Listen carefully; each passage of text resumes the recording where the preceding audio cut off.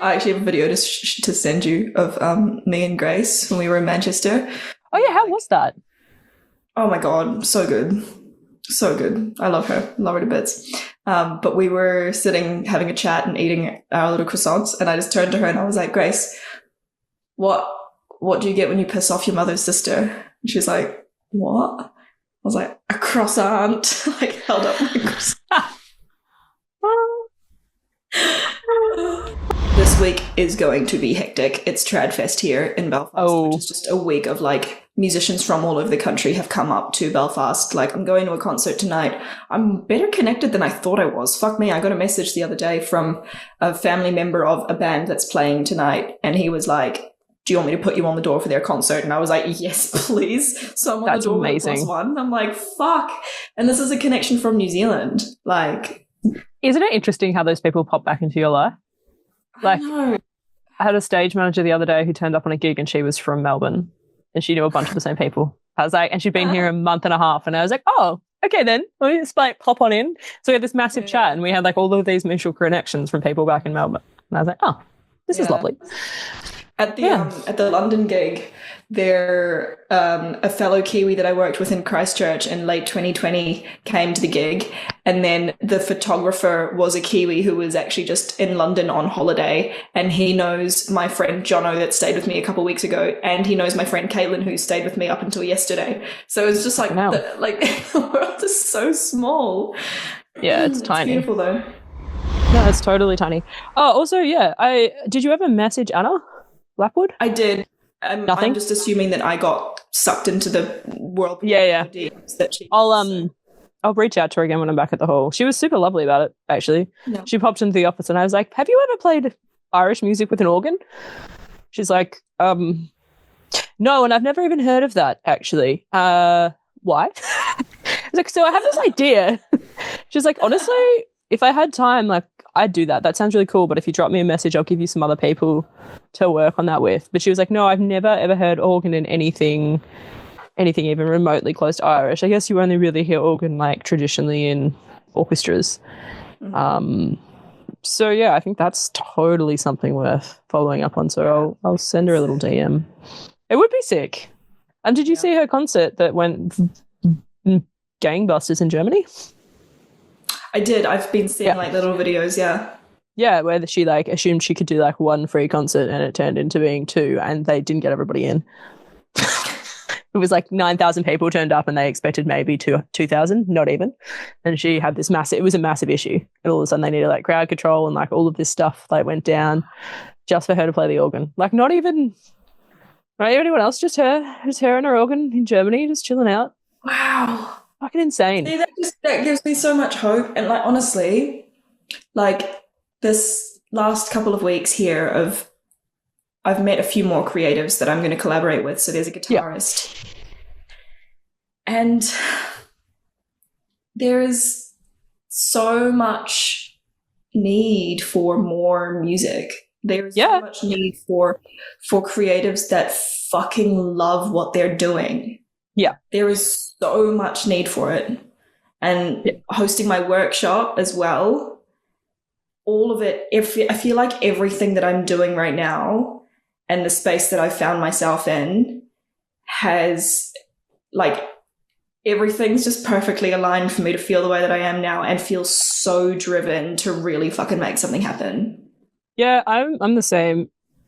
I look at the content we're creating and I look at some of the conversations we're had and I'm like, oh, okay, I can go with this. Like I can do this. This is once we come up with something, and there's too many good elements of what we've discussed and that we've recorded that I'm like, actually, I reckon this is this will be a thing. We'll see what it is, but this will be a thing for sure. Take a look. I'm working for a company called at the moment, and they're working on a new which was huge. It's like massive immersive artworks. They're really cool. And so I'm working for them just doing some install work. It's a wild experience. It's a space themed. I think that's probably all I can sort of share. And I feel like I am a spaceship builder is how I'm feeling at the moment. But it's a little bit chaotic, and it's interesting being part of their creative process because they have a loose concept. loose, and they've kind of done some prototypes, and that's kind of developing from their prototypes. But at the moment, I'm just wiring stuff up for things that may or may not happen. So it's like hours of work to make things work, but we don't know what any of it does. So it's like I said, like it's kind of like this wild chaos that I'm absolutely here for. I'm just like, we'll work it out. Yeah. Yeah, but then everyone kind of gets involved because when you see a little bit, then it makes you want to do a little bit more. So it's sort of working. Like, not gonna lie, it's all right. But yeah, it's super cool. I'm hoping that I'm there for another 3 weeks, so I guess I'll get to see some of it sort of completed, which will be nice, and seeing it all connected. And yeah, it's cool. Cool shit. Nice. Yeah. Oh, it's so cool to hear you like enjoying the process.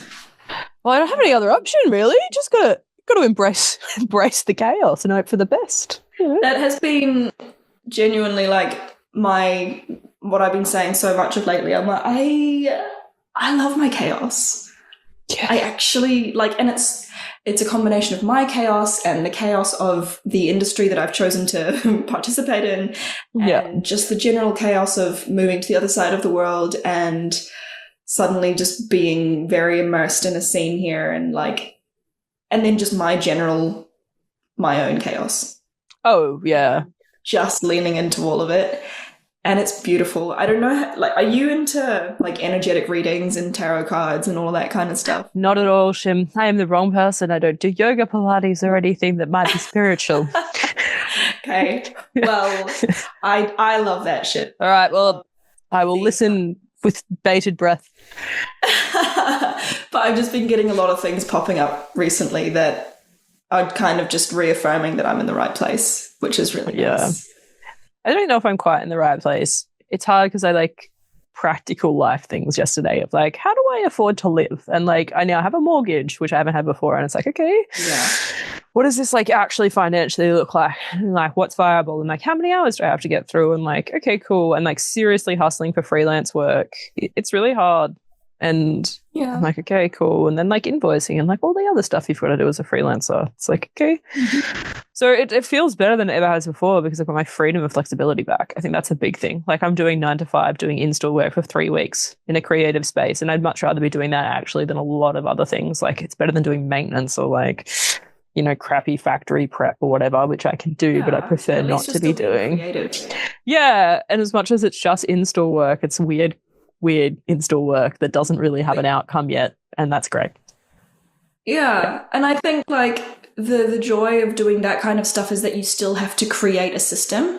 Like you've got your objective, but the way that you go about it, it's pretty unique to each installation, right? Yeah. Like the way that you work things out, like lean into that creativity, like because it is you're creating a system to meet an objective. Yeah, for sure. Really, really lean into it and enjoy it as much as you possibly can. Like, I can really see you finding a lot of joy in that, and very intentionally. Yeah. I guess we should probably chat about what we kind of want to start creating or looking at, or who we want to collaborate with, or like where we go next, right?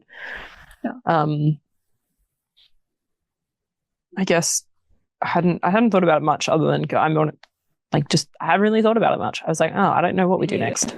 But I was like, But the thing is, so like what the fuck is this dude up to? Brother, get a grip. Sorry. It's like I've got That's okay. I also gained a dog in the last couple of minutes. I did see something fluffy off to the side. Hey, buddy. Oh, yeah, Chewy came. He just came. I think there's somebody at the front door, and so he's come to sit with me because I'm not so scary. Cute. Yeah. Also, so he just appeared. This lush. Yes, this is the back garden in East Dulwich because Siggy's home and the kids are probably going to appear in the next hour or so. They're all in bed still. So I've set up out the back, which is actually really lovely, to be honest. Yeah, it looks lovely. Yeah. So yeah. The relationship side of things aside, for me and Gary, like he is a fantastic musician. Yeah, okay. And that was one of our initial bonding points. And like I know that he's going to be touring until like March next year, but that's he wants to do something bigger. Like he has a lot of respect for me and knows that he can gain a lot from learning from me and working with me and collaborating with me. And I want to see where that can go, because I've not been in a position where I've had someone that's like really willing to learn and grow. Yeah. So yeah, for sure. I feel like he is also someone that we can get involved. And he did say to me, he was like, Shim, just tell me where to be and I'll be there. Yeah. So I'm wondering, I mean, one of the first things I was going to do is that I think we should do a bit of a shout out for people who maybe want to come and collaborate. They don't necessarily need to have like anything particular, but to drop us, put a link up online, drop us a little bit of a video or a message or something about what they do and why they're interested, and see what we come up with, see what random people turn up in our lives. Be like, yeah, I'd like to create that. See if we can kind of create a list of people who would be interested in spending some time creating. Because I think what we needed to do is create a little bit of a community to see who we can get involved. Will probably tie into that as well. Yeah, I think so too. Found a space. So this guitarist that I went and had a practice with earlier this week, he has a workshop space, and it's beautiful. It's very much my vibe. Like There's another place that I got recommended, but and like your internal compass can kind of, or you're just like your gut instinct will tell you whether something is like a fuck yes or a no. Yeah. And this felt like a could do that, but I didn't really feel compelled. So I never reached out or went in to take a look at this other space. But when I went in for this rehearsal, and it happened so naturally and so organically, I was just in there chatting away to him, told him about my workshops. There was no part of me that was like, by the way, I host workshops and this looks like a nice space for me to host it. And like, it wasn't in the slightest. I was chatting to him about being a creative and why I'm in Belfast and what I'm looking for. And he, as I was leaving, because I mentioned the other space that I'd been recommended, and he went, nah, just host it here. Yeah. I think just coming to mind, actually, I think one of the things we probably could start looking at is creating a bit of a, not a soundtrack, but almost a soundtrack, and then looking for maybe some actual visual artists, or myself doing some visual artwork, and seeing if we can just come up with some images that kind of match the music and kind of go from there. And then potentially working backward from that point of like, okay, how do we potentially involve maybe some human movement in there, or maybe some kind of other form of movement to go with the vision, because it seems like you've got a lot of songwriters and a lot of that kind of creative connections where I don't, obviously, but that seems to be like a really, really good base to start to create something. And I don't necessarily know if we need a theme or not. I mean, I guess it's going to lean towards what you're working on, which is the Irish stuff, which I'm really here for, actually. I think it will definitely have elements of it. I don't want it to be strict. And, the more that we're speaking right now, even the guitarist that I had the rehearsal with this week, his music is fucking beautiful. His compositions are absolutely stunning, and he's well connected as well. So he could even be someone that ends up being involved. And I can really see, how important creation is to both of us. And I really feel like there isn't a show that's necessarily about creation itself. No. Maybe that's it. Yeah, maybe that's part of it. I mean, we've discussed that before about making or allowing whatever piece of work we come up with to have some form of difference each show. So yeah, there might be a core structure, because shows inherently need core structure. Otherwise, like we discussed last time, it'll just be a house party, which we don't really want, because it doesn't necessarily tell a story. And I think both of us agree that whatever we create should tell some sort of story, but then allow some kind of creative manipulation from those involved within it. I stand by that. I think that's totally, totally important. But yeah, I think if we can create an even like a starting point of a soundtrack that kind of gives us something, and then we can work visually from there, might be a good place to start. But yeah, I think whatever we come up with for sure needs to have moments where it's really about the people on stage and what they're feeling for that night. Mm-hmm. I don't want to do the same shit every night either. I've just done that for the last 10 years. I don't want that. I want it to be a little bit different. The stuff that I've always found the most interesting about circus is the fact that we have show versions and that things change. Like, actually, one of the most spectacular things about Cirque and working with that group of humans is, so on comms, we listen to all of the show, for anyone who doesn't know, it's not on time code. It's all 250 cues are manually operated by the operator. We have to learn it, and it takes about 3 months. And the reason it takes 3 months is because we have to be super accurate, because it's really, really dangerous. If you don't get it right, it's not a problem. It's a problem. So the only other person we listen to is actually Phil, the band leader for our show. And so I hear on comms him be like, right, let's go again. Okay, we're going again. And so there's this whole dialogue that's going on between stage management and the band leader and what's happening on stage. So when they make a mistake, it's obviously like, we need to go around. Or like when there's been set that's been stuck, we're looping that thing. And it's probably the one thing I wish people listen to, because it's really hard to get it right. And it's really good when it goes right. And it can get you out of a lot of trouble. Like that vamping, really important, especially with things like juggling. Like juggling is hard and it goes wrong all the time. And so there's always this like extra lead. Or they do a act called parody, which is like essentially where it's human cradle, throwing people from people to people. And that varies a lot, because the girls get injured and the boys get injured and they swap partners, and they can only do certain tricks with certain partners. And so there's a whole dialogue every night that I didn't even know existed between the band leader and the parody artist to discuss how many flips and stuff they're going to do, which determines exactly how long each piece of set of music in between each one is going to be. Incredible. Yeah, so like before they even go on stage, like the band leader will go and chat with them and be like, oh, okay, so for like fly 4, how many are you doing? Oh, okay, we're going to do 2 reps. That's about 2 sets of this. And so there's this whole dialogue, which is insane, because in most other performance modes, you don't have that. Like there's no dialogue about, oh, well, what are we doing tonight? And I think that's what keeps it interesting and why people can stay at it so long, because it really is a little bit different each night.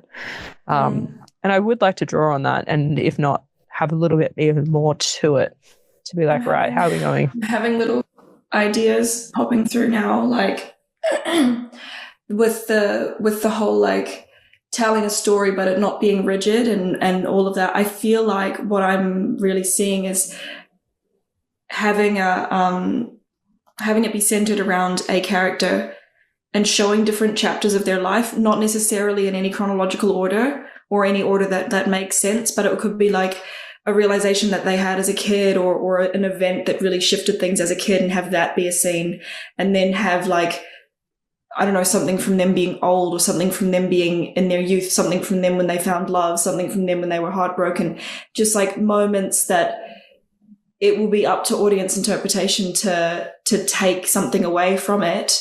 But we're creating these pockets of like chapters of an individual's life. But the running theme is creation, and how ultimately they come back to the experience they're creating for themselves, and the connections they're creating for themselves, and the life that they're creating for themselves to make it all worth it. Yeah. Through all of these different, flavors of life. Exactly. And it's funny because you say that, and at the moment, like I'm living with my cousin, and they're 2 kids, and Zach's 17 and he's at that point in his life where he's having to choose to go to uni and like friends and like, his end of year subjects and like all of that. And I just look at her, I'm like, that man, I remember that. It's hard. Like, oh, at 17, I would like you to choose what you're going to do for the next, 10 to 15 years of your life. And like the huge amount of money you're about to invest in your university studies, if that's what you choose to do. Mm. And you've got about 20,000 opinions from everybody else. And I'm like, that is something that should be part of this as well, is that like, that chapter is hard. That little chapter of like, I am a teenager in the world, especially today, especially as a teenager today, it's super challenging, incredibly overwhelming. You got everyone's opinions plus the internet and everything else that's going on in the world. And they're like the huge economic burden that's happening as well, which is just screwed. I don't know how I do it, but it would be nice to represent that in all of this as well as a chapter for sure. Definitely. Yeah. Definitely. Oh, yeah. I like this. Yeah, so do I. This is movement. All right. So I reckon we do a bit of a call out, see what people we kind of get. Yeah, it was really interesting. So I put a story out the other day asking for a cellist, and it's just things that like that, like the response that I get to things like that make me realize how well connected I am. Yeah. I think I forget. Because my life is so normal to me, obviously I fucking live it every day. I forget it is completely abnormal to most people that have just lived in one place or, maybe only moved once in their life. I have connections that when you actually trace them back, it's like they don't make sense. But I've got a connection that I met in New Zealand that's based in Manchester that has connections in Belfast. And it's just like...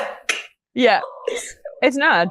But that's exactly why we're doing this, right? That to the point is exactly why we're doing this, because there's no way known that between the two of us, we don't know enough people who actually want to do creative things. Because how many people have you sat with and been like, hey, I really want to create something? And I know for technical, when I've turned around and I've been like, right, well, I'm going to go produce my own show. There's a bunch of heads that go, oh, are you, Kate? I'll be here. I just let us know. And it's like, oh, I don't really think anything of it at the time, because to me, I'm just doing, like you said, you're just doing your thing, right? You're not out there being like, oh, I'm going to create an empire. That's not it at all. There's definitely that underneath it for me, though. I'm like, I'm going to do something fucking big. Watch me. There's a little bit. Also quietly. That's quietly. On the inside. Yeah. There's a little bit of me that's like, I'm going to go do this thing. Maybe it'll work out and we'll see who turns up. Because of all those people, there's always the people who are actually going to turn up and there's the ones who are not. Yeah. I think out of the woodwork when they recognize that you've actually done something cool. Yeah. So I think the key here is jump on board early, just in case this does become something, because you don't want to miss out and be there 3 years from now when it is too big. But yeah, I think if we come up with some music to start with that speaks to you, Shim, that's something that you like, and then we put together some maybe visuals of some stuff too, and just a bit of a storyboard, bit of a mood board almost. And I'll just send some stuff randomly through to you. That could be interesting. It might just be photos of horses. I can't do it. just a storyboard of horses. That's all you're gonna get. Can't wait. Special interest that up. Just horses. Can you throw at least one Highland cow in there? That'll make I can. I do love a Highland cow. They're adorably. They're so. I've got one in my house at home in Melbourne. It's the only thing that's made it back to Melbourne from here. It's been my Highland cow. You've seen the one in my bathroom. Yeah, it's great. It's so good. Our show's gonna have cows in it. I don't hate it. Interactive piano style cows. No one's ever projection mapped a horse. Can we be the first? I mean, potentially. It'd be really hard, but possibly. So, you get projection, obviously, and you usually stick it on a building because buildings don't move.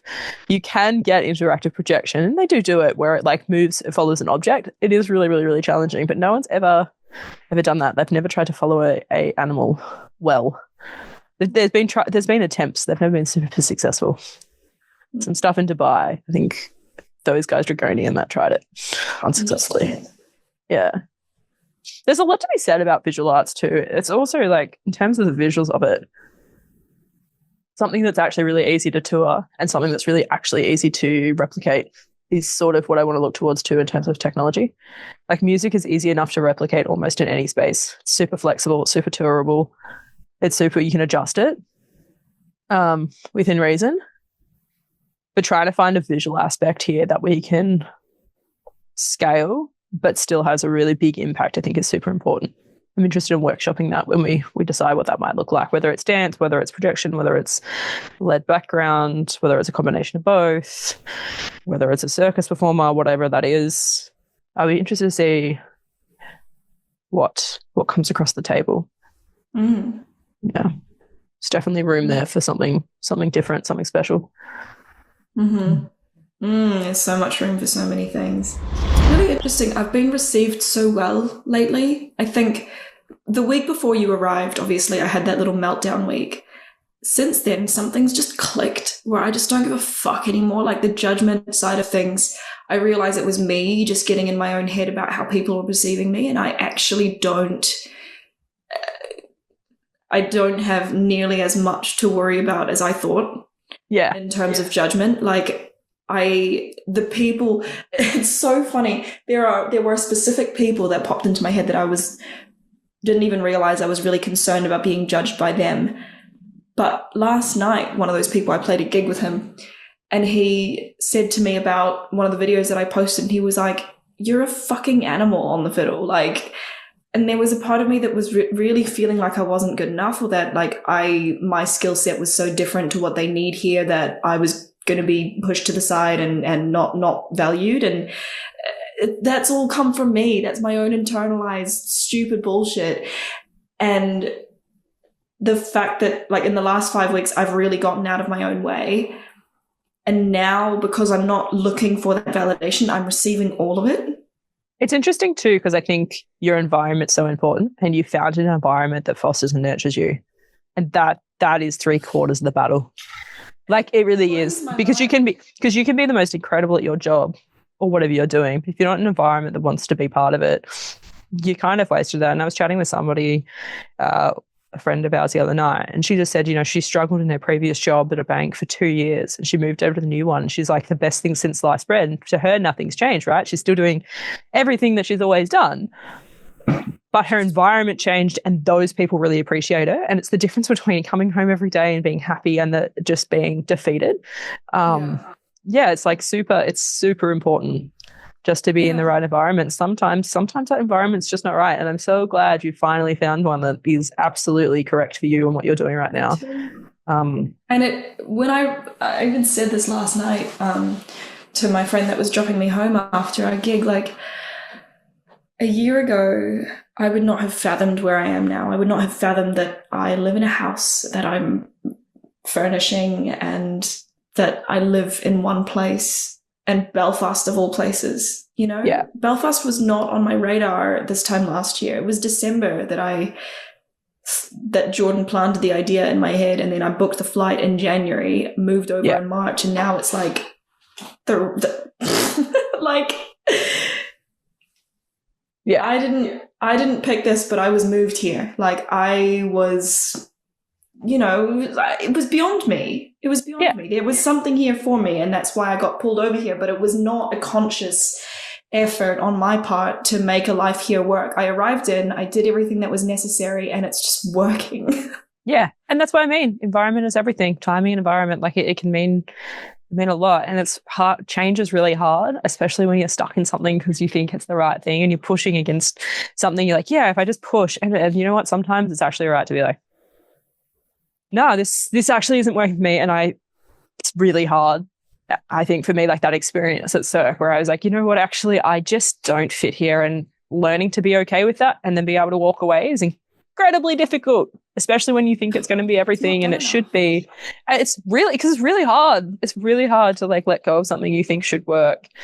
Yeah. And just try something else. So yeah. And then it shouldn't be forced. No. It shouldn't, but it's tickling my eyeballs. All right. Love you lots. I'll talk love to you you later. See you later. Bye.